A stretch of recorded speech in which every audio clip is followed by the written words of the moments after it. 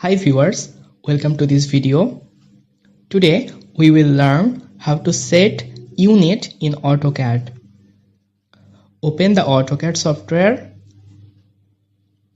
then type UN from the keyboard and you will see some suggestions.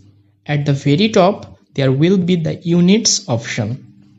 Click on it. After that, an interface will appear. On the left side, you will find all the options related to length, which we can adjust according to our needs. For example, in the middle section, there is an option called Units to Scale Inserted Content. From here, we select the required unit. If you want to work with inches, you select inches. If you want to work with feet, you select feet. At this moment, I want to work with meters, so I selected meters. At the top, we see length type, which is set to decimal.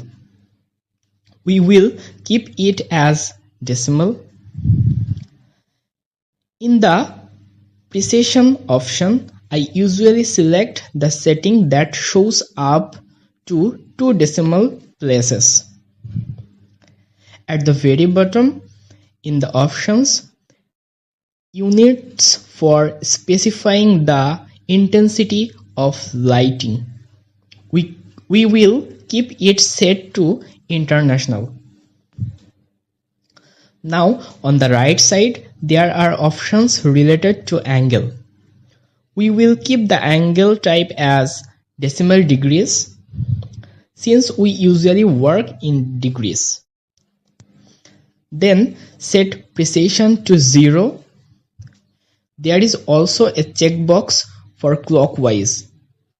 We will keep it turned off because by default we measure angle in an anti-clockwise direction.